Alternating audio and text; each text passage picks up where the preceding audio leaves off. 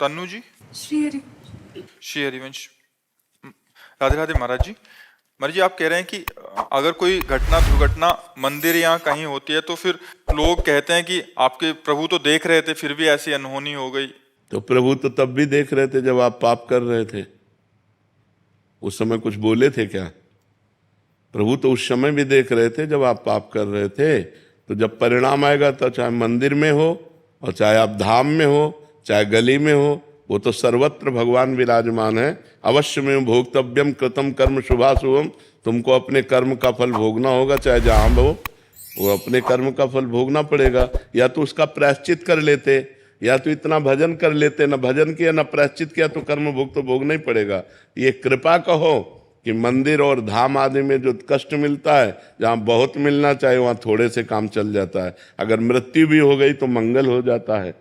तो ये भगवान की कृपा कहो कि भगवान के धाम या भगवान के रास्ते पे यदि हमारी मृत्यु होती तो मंगल हो जाएगा, वैसे तो होना ही है।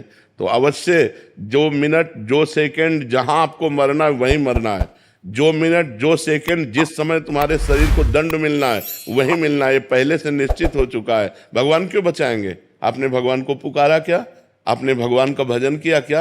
आपने भगवान की आराधना की क्या? क्यों बचाएंगे? पूरे संसार को छूट दे रखी है। तुम चाहे पाप करो चाहे पुण्य करो, अपने कर्म का फल भोगो या भजन करके भगवान को प्राप्त कर लो, पूरी स्वतंत्रता दे रखी है। आप जो कर्म करोगे वैसा दंड आपको भोगना पड़ेगा। अच्छे कर्म करोगे अच्छा फल मिलेगा, बुरे कर्म करोगे बुरा फल मिलेगा। भगवान को भजो और भगवान की शरण में हो जाओ, फिर भगवान जिम्मेदारी ले लेते हैं। अब ऐसे थोड़ी है, ऐसे तो पूरे सबको छूट है। देखो भगवान बहुत बड़े हैं, बहुत गंभीर हैं, अगाध समुद्र हैं। आपको आपका जीवन दे दिया, आपको बुद्धि दे दी, आपको कर्म क्षेत्र दे दिया। अब आप क्या कर्म करते हैं आपके ऊपर है। जैसे बाप ने आपको बीज दे दिए 50 प्रकार के और खेती दे दी, अब आप बम्बूल बोओगे तो दाग छुहारा थोड़ी खाओगे। आप बम्बूल बोओगे तो कांटे लगेंगे आपको। तो आप इस कर्म क्षेत्र में पाप कर्म कर रहे हैं, मुर्गा मुर्गी खाना, भ्रूण हत्या करना, पाप आचरण करना, व्यभिचार करना, और जब इनका फल आएगा तब कहोगे देखो बहुत अच्छा आदमी था और उसको ये दंड मिला। आज अच्छा है लेकिन कल उसने पाप कर्म किए तो उसको भोगना पड़ेगा कि नहीं भोगना पड़ेगा? तुम कल को नहीं जानते हो, भगवान कल को भी जानते हो, आगे आने वाले कल को भी जानते हो, वर्तमान को भी जानते हैं। तो इसलिए जो हो रहा है वो अवश्य होगा, जो नहीं होना है वो कदापि नहीं होगा। हम अपने आचरणों को सुधारें, आगे हमारा जो समय आने वाला है वो मंगलमय हो जाएगा।